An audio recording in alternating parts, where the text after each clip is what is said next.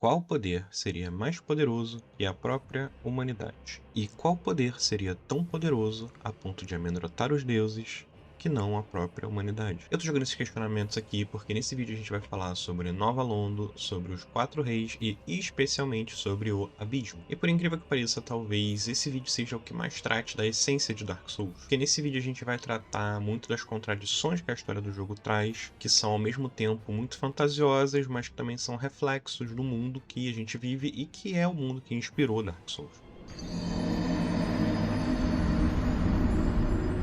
A gente vai começar falando sobre a cidade de Nova Londo. E o que a gente encontra quando a gente chega nesse local são as ruínas de uma cidade que já foi muito relevante e influente. E essa região é lotada de fantasmas que obviamente não podem ser tocados e precipícios inundados que obviamente se a gente cai neles a gente vai renascer numa bonfire. Mas o que teria acontecido para a cidade estar desse jeito? A gente vai descobrir que, na verdade, os líderes dessa cidade, conhecido como os Quatro Reis, foram corrompidos pelo Abismo. Mas antes de falar dessa corrupção pelo Abismo, a gente tem que saber o que de fato é o Abismo. Para entender exatamente o que é o Abismo, a gente precisa voltar um pouco no título do jogo, Dark Souls, e no surgimento desse universo. É dito, logo na introdução do jogo, que ao surgir a primeira chama, algumas almas poderosas foram encontradas. E essas almas são as almas dos Lordes, Nito, Izalith e Gwyn. Só que uma quarta alma também foi encontrada. Essa quarta alma foi encontrada por um pigmeu furtivo e parecia não ter o mesmo poder das outras almas dos Lords. E essa história, apesar de citada, é um pouco esquecível, porque a gente não ouve falar desse pigmeu furtivo nem dessa quarta alma, a gente não sabe o que ela é de fato. Só que essa alma que foi encontrada é justamente a Dark Soul, é o título do jogo. E essa Dark Soul, ela tinha uma característica que era muito diferente das outras. Ela podia se dividir infinitamente sem enfraquecer a sua essência. Porque as almas dos Lords, como a gente vai ver mais pra frente inclusive nesse vídeo, ao ser dividida, a força delas também se dividia, se enfraquecia um pouco. Só que a Dark Soul não. E foi essa característica que permitiu que surgisse a humanidade. E aqui não só a humanidade como espécie humana, mas também a humanidade como essência. Porque se a gente lembra bem, durante o jogo a gente pode queimar a humanidade, e a gente sabe que essas humanidades elas são como se fosse uma chama preta, uma essência escura. Então, sabendo o que é a Dark Soul e o que é a humanidade, a gente pode falar um pouco sobre o abismo de fato. O abismo, aqui nesse momento, seria justamente a corrupção dessa humanidade, o que seria algo muito poderoso, porque conseguiria lidar com todo o poder da Dark Soul, só que também muito perigoso, porque é extremamente destrutivo esse poder. E nos é dito que esse poder foi o que corrompeu os Quatro Reis, que são os líderes antigos de Nova Londo. Quem vai contar pra gente essa história é o Ingward, que é aquele mago que fica no teto de uma das construções ali de Nova Londo. O Ingward vai apresentar pra gente uma versão da história, que é mais ou menos a versão da história que o Frampt vai contar pra gente, que é aquela serpente primordial que fica lá em Firelink. Só que dependendo de algumas decisões que a gente toma ao longo do jogo, a gente pode encontrar uma outra serpente primordial, que seria o Cassie, eu acredito que pronuncia assim, posso estar pronunciando errado. Esse personagem vai contar pra gente que, na verdade, o abismo nada mais é que o berço da humanidade. E a ameaça que ele representa não é a humanidade, e sim aos deuses e a Era da Chama. Porque, como ele conta pra gente, apesar de muito poderosa,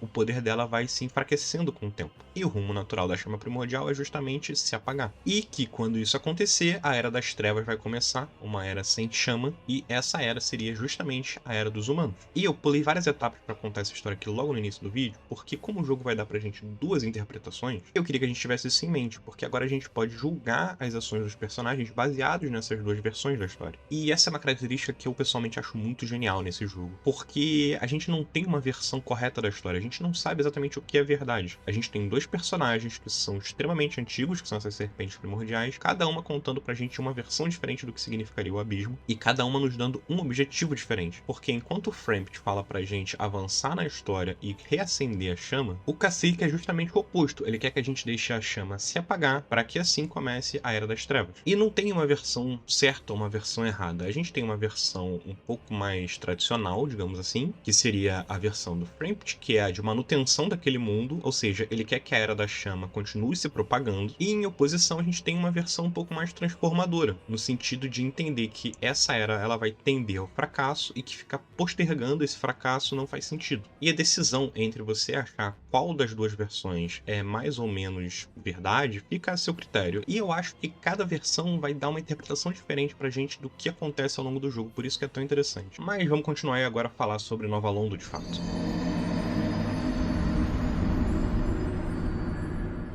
Como eu falei já rapidamente no último trecho, os líderes de Nova Londo foram corrompidos pelo abismo. E se a gente continuar conversando com Ingward, ele vai contar pra gente que uma serpente primordial apareceu pros líderes de Nova Londo e ofereceu a eles a arte da drenagem da vida. Aqui, ao que tudo indica, ele está se referindo justamente a Kathi e a Dark Hand, que é a técnica utilizada para drenar a humanidade. A gente vê essa técnica em alguns mobs do jogo, inclusive nos 4 reis, eles usam essa técnica também. E a gente também pode usar essa técnica caso a gente adote o lado do abismo, vamos colocar assim, no desenvolvimento do jogo. E junto da corrupção dos 4 reis vieram os Darkwraith Knights. Esses cavaleiros eles vão passar a servir os 4 reis e ao abismo, com o objetivo de justamente espalhar o abismo pelo mundo. Então a gente pode dizer que eles são uma forma do abismo se espalhar e corromper o mundo que tem ao redor. Isso foi considerado uma ameaça tão grande que a única forma de conter esse espalhamento do abismo foi justamente inundar toda Nova Londo. A gente sabe que essa inundação foi feita por alguns magos. Como a gente sabe disso? Por causa de um set que a gente encontra lá em Blighttown, que é exatamente o set que o Ingward usa, esse set de mago vermelho, e os itens são nomeados como itens dos Sealers. A tradução para português seria selante, mas eu acho que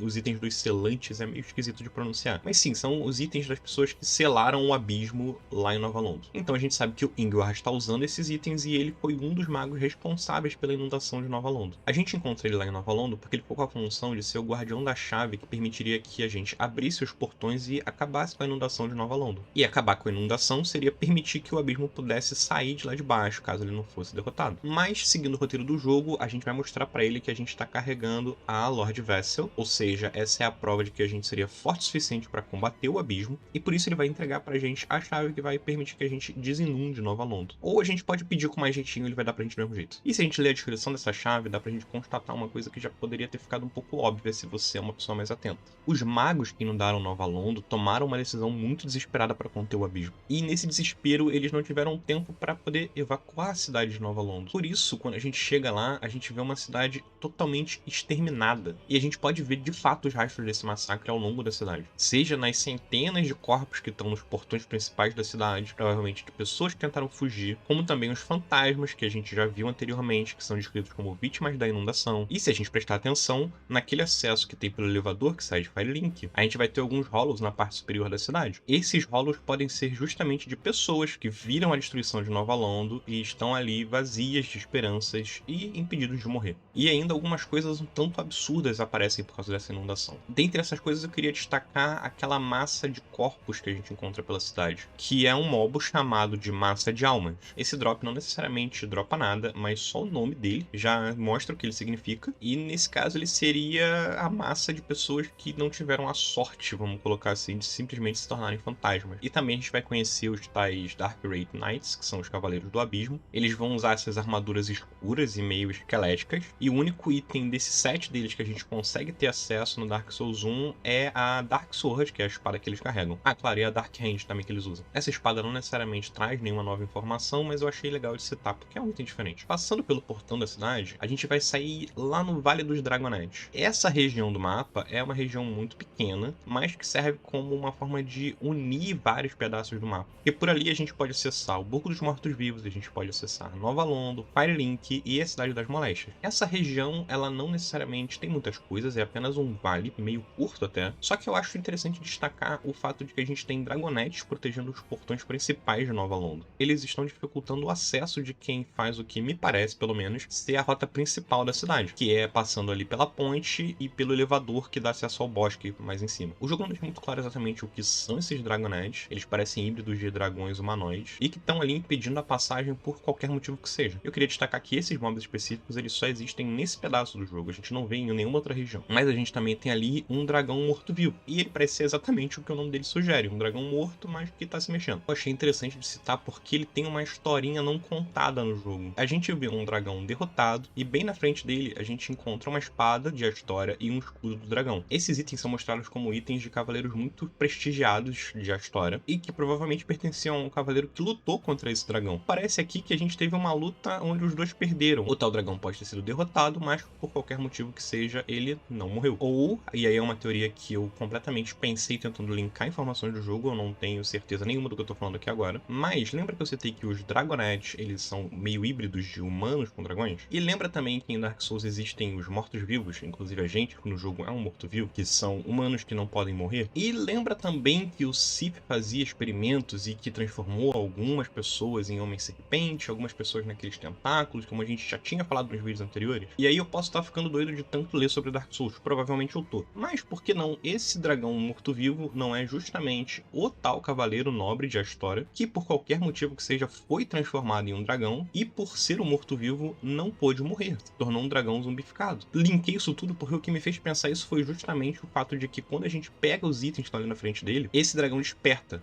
Que a gente pode só passar direto e ele não vai fazer nada, mas se a gente mexer nos itens, ele vai acordar. E a gente lembra lá que o alastramento incessante, ele desperta quando a gente coleta os itens que são da irmã dele, como a gente falou também no outro vídeo. Então eu vou deixar aí essa teoria, não tenho confirmação nenhuma sobre isso, mas que poderia ser uma historinha bem interessante, poderia. A gente talvez encontre mais informações sobre isso durante a DLC lá do quadro, porque também tem outro dragão morto-vivo lá dentro, mas por hora eu vou deixar isso solto por aqui, e quando a gente for falar sobre a DLC, a gente vê isso com mais calma.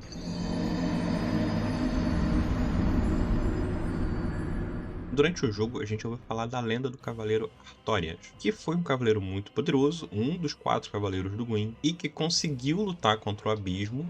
O Artorias ele teria conseguido, em um momento de crise, lutar contra o abismo e conter o abismo. Não lá no caso de Nova Londo, mas em outro caso, que é justamente uma das DLCs do jogo, e quando a gente for falar sobre as DLCs, eu vou trazer essa história com mais detalhes. O Artorias, até onde o jogo conta pra gente, ele se sacrifica para poder conter o abismo, e para poder ele lutar contra o abismo sem se corromper, ele usava um anel específico que dava proteção para ele. E os 4 reis, eles estão justamente no abismo. Então, pra gente lutar contra os 4 reis, a gente também vai precisar desse anel para poder ir até o abismo sem se corromper. Para conseguir esse anel, a gente tem que ir até o túmulo do Cavaleiro Artorias, onde a gente vai ver uma grande lápide cheia de espadas encravadas em volta. Quando a gente se aproxima, a gente vai ver que pegar esse anel não vai ser tão fácil, porque tem um lobo gigante chamado Sif, que vai lutar contra a gente, usando uma espada gigantesca, inclusive. E antes da continuidade, eu queria fazer uma observação sobre o túmulo do Artorias. Eu li que essas espadas que estão ali dispostas ao redor do túmulo dele seriam justamente de guerreiros que foram até ali e que foram derrotados pelo Sif. Só que eu pessoalmente gosto de uma segunda hipótese e que me parece um pouco mais plausível, que seria a de que, na verdade, essas espadas são de cavaleiros muito poderosos e que faz sentido que grandes cavaleiros viajassem até esse túmulo e prestassem suas homenagens ou pedissem força, porque ele é quase uma entidade nesse universo. E o que, pra mim, pessoalmente, reforça essa ideia que eu tô mostrando aqui é a de que a gente não encontra corpos no túmulo do Artorias. A gente encontra simplesmente a lápide principal e várias espadas cravadas em volta da lápide e distribuídas ao longo de todo aquele mapa. Se fossem necessariamente guerreiros derrotados pelo Sif, a gente provavelmente veria alguns corpos em volta, e essas espadas não necessariamente estariam cravadas no chão. Ou talvez simplesmente o Sif só comeu todo mundo. E depois de derrotar o Sif, a gente vai conseguir ter acesso ao anel que vai nos permitir caminhar sobre o abismo, e aí a gente pode finalmente lutar contra os 4 reis.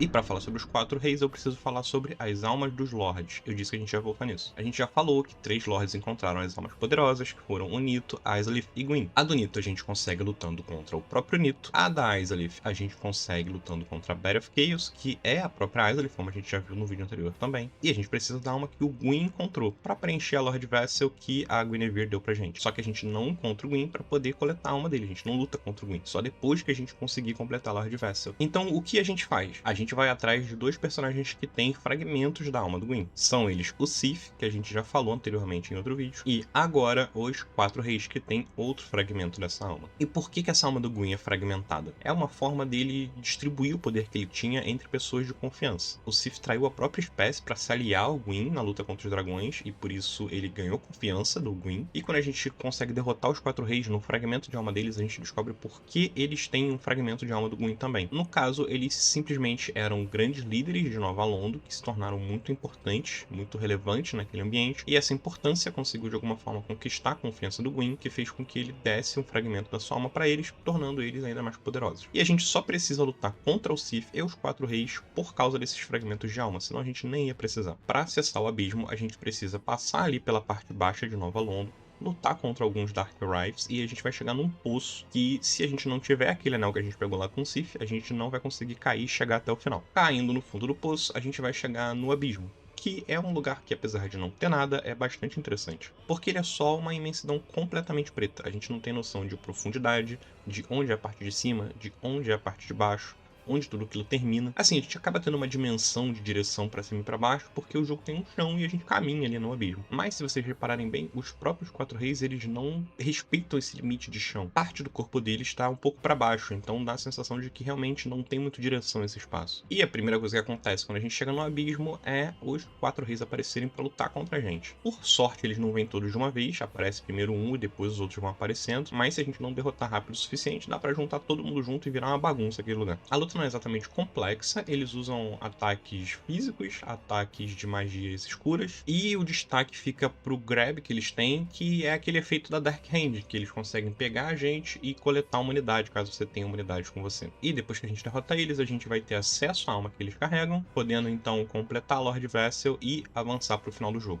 E voltando na alma que eles dropam, eu queria destacar aqui uma questão da tradução dessa alma. Porque a gente tem a tradução oficial que tá no jogo, e a gente tem uma tradução direta do japonês para inglês. Nessa tradução direta, tá dizendo que o Gwyn tornou eles príncipes, deu um título para eles. E esse título tá no nome original deles em japonês, que é Yonin no Ko. E no caso, os dois últimos caracteres, que significam Ko, é o título que o Gwyn deu para eles. Esses caracteres existem tanto em japonês quanto em chinês. No caso, em chinês a pronúncia é diferente, seria algo como Gong Wang, só que nos dois idiomas eles têm um sentido de soberanos, de liderança. Aqui no caso a tradução que foi escolhida foi rei. E aqui seria o momento que a gente conheceria a serpente primordial Cassie, que eu citei lá no início do vídeo. E é justamente nesse momento que ela vai contar pra gente toda a história que eu mencionei sobre o abismo e tudo mais. E então agora a gente vai finalmente ter a Lord Vessel completa e a gente pode seguir pro final do jogo, onde a gente vai encontrar o Gwyn, que vai ser o tema do próximo vídeo.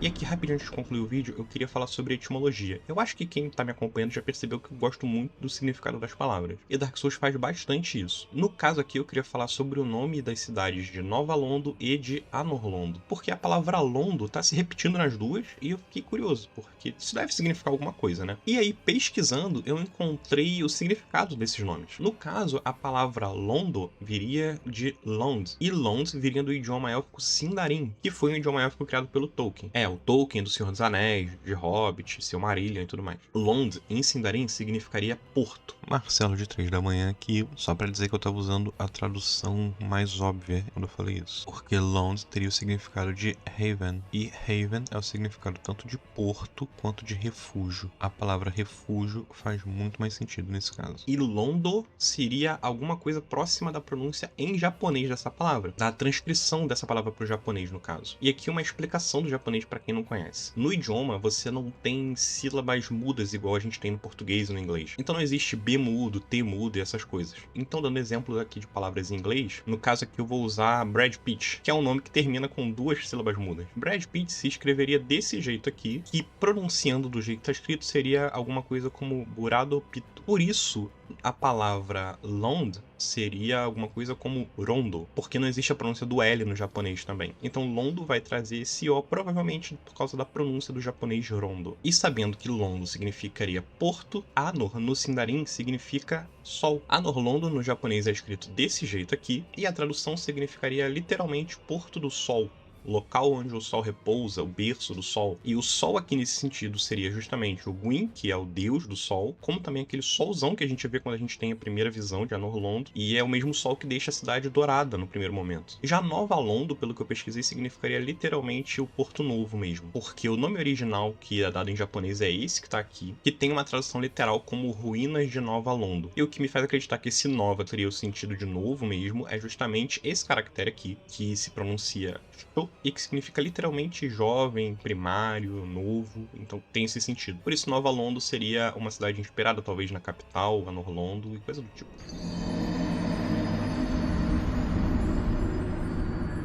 E nesse vídeo a gente tocou numa questão que pra mim é uma das coisas mais enriquecedoras de Dark Souls, que é justamente a capacidade que esse jogo tem de trazer várias narrativas e várias interpretações pra história, e que foi a característica que me deu vontade de fazer essa série de vídeos. Quando a gente for falar da DLC do Artorias, isso é um tema que vai ser ainda mais abordado, porque é uma coisa central na DLC deles. Quem conhece sabe que a lenda que a gente tem do Cavaleiro Artorias não é exatamente o que eu citei nesse vídeo, mas é muito interessante pensar que a narrativa central do jogo também tem várias contradições, e que a chama primordial e o abismo seriam 2 temas tão complexos. Isso vai influenciar os finais possíveis do jogo, que vai ser o tema do próximo vídeo. Mas eu já queria deixar aqui adiantada a pergunta: você preferia reacender a chama, como o Framped falou pra gente, ou você deixaria a chama se apagar, como o Cassie falou, se tornando assim o Lorde da Escuridão e dando início à Era dos Humanos? Mais uma vez eu agradeço a todo mundo que assistiu. O próximo vídeo vai ser o encerramento da série, então eu espero fazer alguma coisa mais especial. Eu gostei bastante de fazer esses vídeos que eu tô fazendo. Acho que eu aprendi bastante, não só sobre o jogo, mas sobre pesquisa, edição, fazer o roteiro. Acho que deu uma melhorada, deu pra perceber, né, ao longo da série. É isso,